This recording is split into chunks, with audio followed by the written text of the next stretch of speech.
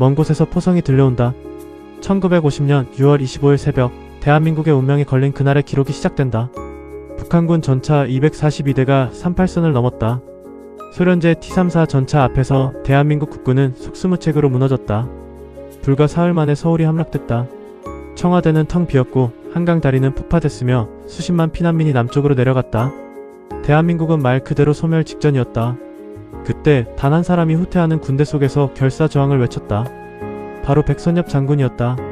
그는 패주하는 병사들을 붙잡고 무너진 전선을 다시 세우며 불가능해 보이는 전투를 승리로 이끌었다. 역사는 그를 한국전쟁 최고의 전술가라 기록했다. 안녕하세요. 오늘 우리가 함께 들여다볼 이야기는 한 사람의 영웅에 관한 것입니다. 그러나 동시에 이 나라가 어떻게 지켜졌는지에 관한 진실이기도 합니다. 백선엽 장군. 그 이름 앞에는 언제나 논란과 영웅이라는 두 단어가 함께 따라다녔습니다. 누군가는 그를 전쟁 영웅이라 부르고 누군가는 친일의 그림자를 지적합니다. 하지만 분명한 건 하나입니다. 1950년 여름 대한민국이 사라질 뻔한 그 순간 백선엽 장군이 없었다면 지금 우리가 서 있는 이 땅은 존재하지 않았을지도 모릅니다. 오늘 우리는 그 뜨거웠던 여름으로 돌아갑니다. 총선과 포화 속에서 죽음과 절망 앞에서 그럼에도 불구하고 조국을 선택한 한 군인의 이야기로. 이것은 백선엽 장군의 이야기자 동시에 우리가 잊고 있던 대한민국의 진짜 역사입니다. 지금부터 시작합니다. 백선엽 장군, 잊혀진 영웅의 기록을. 백선엽 장군은 1920년 평안남도 강서군에서 태어났습니다.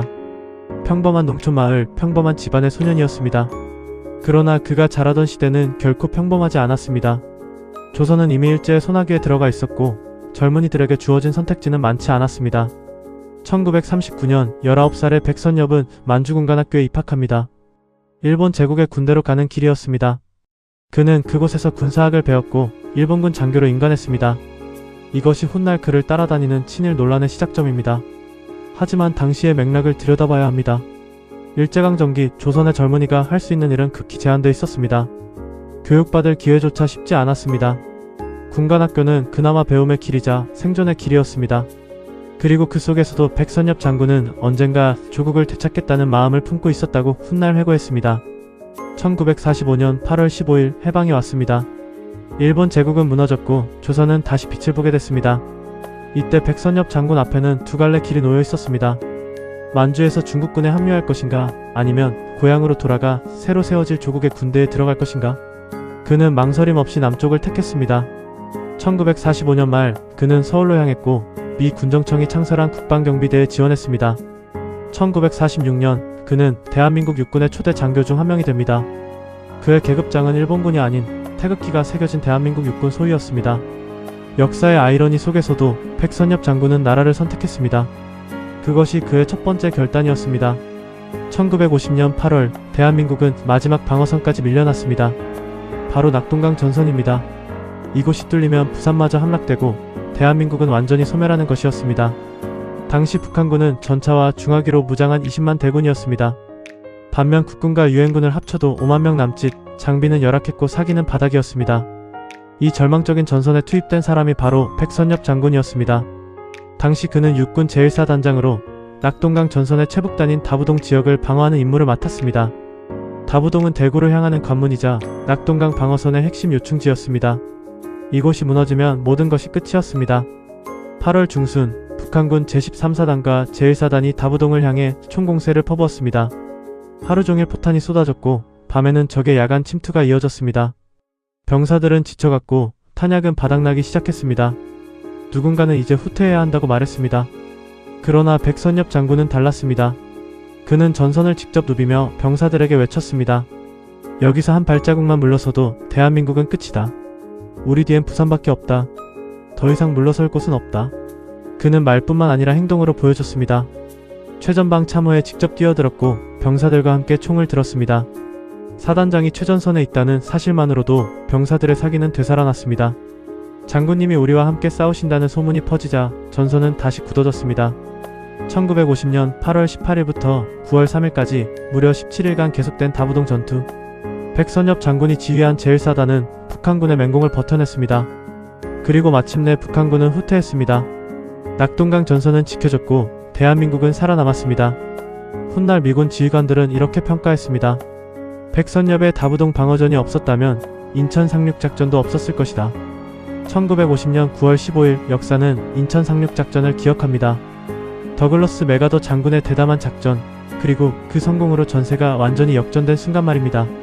그러나 많은 사람들이 잊고 있는 것이 있습니다.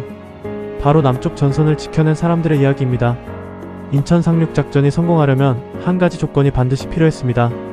북한군이 남쪽 낙동강 전선에 묶여 있어야 한다는 것입니다.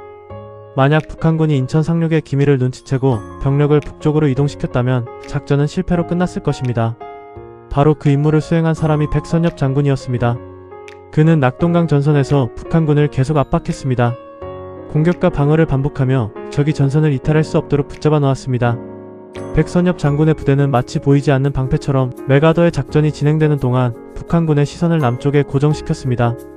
9월 15일 인천 상륙작전이 성공했다는 소식이 전선에 전해졌습니다. 병사들은 환호했고 전선의 분위기는 완전히 달라졌습니다. 이제 공격할 차례였습니다. 백선엽 장군은 즉시 반격 명령을 내렸습니다. 제1사단은 낙동강을 건너 북진을 시작했습니다. 그의 부대는 파죽지세로 북한군을 밀어붙였습니다. 9월 28일 서울 탈환, 10월에는 38선을 넘어 평양까지 진격했습니다. 백선엽 장군이 이끈 제1사단은 한국전쟁 내내 가장 많은 전투에 참가했고 가장 많은 승리를 거둔 부대로 기록됩니다. 맥아더는 훗날 이렇게 말했습니다. 한국군 중에서 백선엽만큼 뛰어난 지휘관은 없었다. 미군 장성들조차 그의 전술적 판단과 리더십을 인정했습니다. 인천 상륙작전의 화려한 조명 뒤에는 남쪽 전선을 묵묵히 지켜낸 이름 없는 영웅들이 있었습니다. 그 중심에 백선엽 장군이 서 있었습니다. 1953년 7월 27일 정전협정이 체결됐습니다. 총성은 멎었지만 전쟁은 끝나지 않았습니다. 한반도는 폐허였고 수백만 명이 목숨을 잃었으며 국군은 재건이 필요했습니다. 이제 싸워야 할 전쟁은 평화 속의 전쟁이었습니다. 백선엽 장군은 전장에서 벗어나 새로운 임무를 맡았습니다. 바로 대한민국 육군을 현대적 군대로 만드는 일이었습니다. 그는 육군참모총장, 합동참모의장 등 군의 최고이직을 역임하며 군 조직의 뼈대를 세웠습니다. 그가 가장 먼저 손댄 것은 교육이었습니다. 전쟁 중에는 총을 쏘는 법만 가르쳤지만 평화시대의 군인은 달라야 했습니다. 전술, 전략, 리더십, 국제군사학까지 아우르는 교육체계를 구축했습니다. 육군대학, 국방대학원 등이 그의 손을 거쳐 체계화됐습니다. 또한 백선엽 장군은 한미동맹의 기틀을 다지는데 핵심적인 역할을 했습니다. 미군과의 협력체계를 제도화하고 한미연합훈련의 기본 틀을 만들었습니다. 그는 유창한 영어와 국제적 감각으로 미군 지휘관들과 긴밀히 소통했고 대한민국 군의 위상을 높였습니다. 무엇보다 그는 시스템을 남겼습니다. 개인의 영웅주의가 아닌 제도와 체계로 움직이는 군대를 만들었습니다. 참모 조직을 정비하고 작전 매뉴얼을 표준화했으며 보급과 통신 체계를 현대화했습니다. 이 모든 것이 오늘날 대한민국 국군의 기초가 됐습니다. 1960년대 백선엽 장군은 베트남 파병 당시에도 중요한 조언자 역할을 했습니다. 그는 전쟁의 참혹함을 누구보다 잘 알았기에 신중하되 확고한 입장을 견지했습니다. 군인은 명령에 따르되 국가의 이익을 최우선으로 생각해야 한다는 그의 철학이 반영된 순간이었습니다. 총보다 중요한 것은 사람이고 사람보다 중요한 것은 시스템이다. 백선엽 장군은 그것을 몸소 증명한 군인이었습니다. 백선엽 장군의 이름 앞에는 언제나 무거운 질문이 따라다녔습니다. 그는 진정한 영웅인가? 아니면 신일의 과거를 가진 인물인가? 이 질문은 그의 생전에도 그리고 사후에도 대한민국 사회를 갈라놓았습니다. 논란의 핵심은 그의 출발점입니다. 1939년 만주군관학교 입학, 일본군 장교로의 복무 경력. 이것은 명백한 사실입니다. 일부는 이것을 두고 친일파라 규정하며 그의 모든 업적을 부정해야 한다고 주장합니다. 반면 다른 이들은 맥락을 강조합니다. 일제강점기라는 시대적 상황, 조선인에게 주어진 제한된 선택지, 그리고 해방 이후 그가 보여준 행보를 종합적으로 봐야 한다는 것입니다. 그는 해방 즉시 대한민국을 선택했고 전생애를 조국 수호에 바쳤습니다. 2009년 민족문제연구소가 발표한 친일인 명사전에 백선엽 장군의 이름이 올랐습니다. 이 소식이 전해지자 사회는 다시 한번 격렬한 논쟁에 휩싸였습니다. 참전용사단체와 보훈단체는 강력히 반발했고 시민단체들은 역사적 정의를 주장했습니다. 백선엽 장군은 이에 대해 침묵하지 않았습니다. 한 인터뷰에서 그는 이렇게 말했습니다. 내가 일본군에 있었던 것은 사실이다. 그러나 나는 그 후 평생을 대한민국을 위해 살았다. 나라를 지킨 것이 죄라면 나는 그 죄를 평생 안고 가겠다. 그의 목소리에는 후회보다는 당당함이, 변명보다는 확신이 담겨 있었습니다. 그는 자신의 선택이 옳았다고 믿었고 역사가 판단해 줄 것이라 생각했습니다. 하지만 역사의 판단은 여전히 진행 중입니다. 어떤 이에게 그는 나라를 구한 영웅이고 어떤 이에게 그는 과거를 청산하지 못한 인물입니다. 이 간극은 쉽게 좁혀지지 않습니다. 그럼에도 분명한 사실 하나는 있습니다. 1950년 여름 낙동강 전선에서 백선엽 장군이 버티지 않았다면 지금 이 논쟁 자체가 존재하지 않을지도 모른다는 것입니다. 2020년 7월 10일 백선엽 장군이 세상을 떠났습니다. 향년 100세 한 세기를 살아낸 노병의 마지막이었습니다. 그러나 그의 죽음은 평온하지 않았습니다. 장례식장 밖에서는 찬사와 규탄이 동시에 터져나왔습니다. 가장 큰 논란은 국립서울 현충원 안장 문제였습니다. 대한민국 국군의 최고의 장성이었고 한국전쟁의 영웅으로 추앙받는 인물이었기에 당연히 현충원에 안장돼야 한다는 의견이 있었습니다. 그러나 동시에 친일 경력자를 현충원에 모실 수 없다는 반대 목소리도 거셌습니다. 시민단체들은 장례식장 앞에서 시위를 벌였습니다. 친일파를 영웅으로 만들 수 없다. 역사를 왜곡하지 말라는 구호가 울려 퍼졌습니다. 반면 참전용사회와 보훈단체는 나라를 구한 영웅을 모욕하지 말라며 맞섰습니다. 장례식장은 또 하나의 전쟁터가 됐습니다. 결국 국방부는 백선엽 장군을 국립대전 현충원에 안장하기로 결정했습니다. 서울이 아닌 대전, 이것은 일종의 타협이었습니다. 하지만 누구도 만족하지 못했습니다. 찬성하는 이들은 서울 현충원이 마땅하다고 아쉬워했고 반대하는 이들은 현충원 자체가 문제라고 주장했습니다. 장례식 당일 한 노병이 관 앞에 무릎을 꿇었습니다. 90대 중반의 참전용사였습니다. 그는 떨리는 목소리로 말했습니다. 장군님, 백 장군님이 없었으면 우리 다 죽었어요. 우리를 살려주셨어요. 그의 눈에서는 눈물이 흘러내렸습니다. 같은 시간 장례식장 밖에서는 반대 시위가 계속됐습니다. 친일파는 현충원에 갈 자격이 없다는 구호가 메아리 쳤습니다. 두 풍경은 극명하게 대비됐습니다. 한쪽에서는 생명의 은인을 애도하고 다른 한쪽에서는 역사적 정의를 외쳤습니다. 백선엽 장군의 마지막 길은 그의 삶만큼이나 논란으로 가득했습니다. 그를 보내는 방식조차 나라가 둘로 갈렸습니다. 어쩌면 이것이 대한민국 현대사의 민낯인지도 모릅니다. 영웅과 과거, 공과 죄, 그 사이에서 우리는 여전히 방황하고 있습니다. 2020년 7월 백선엽 장군은 조용히 눈을 감았습니다. 그러나 그를 둘러싼 전쟁은 끝나지 않았습니다.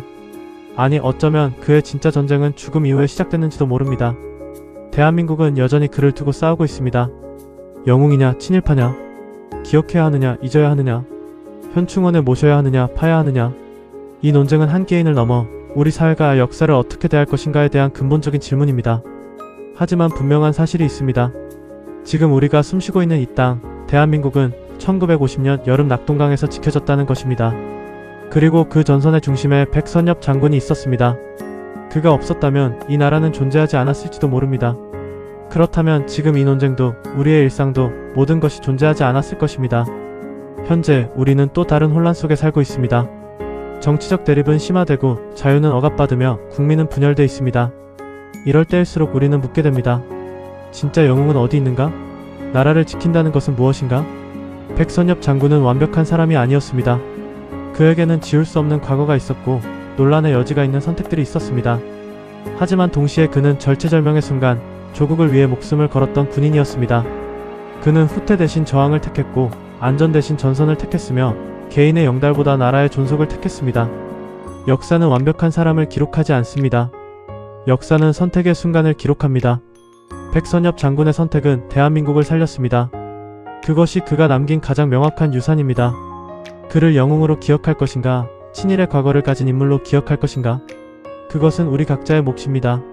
하지만 적어도 우리는 알아야 합니다. 그가 지켜낸 이 땅 위에서 지금 우리가 살고 있다는 사실을.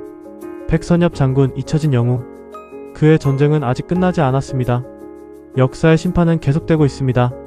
그리고 그 심판의 결과가 무엇이든 1950년 여름 낙동강의 포성은 결코 잊혀지지 않을 것입니다.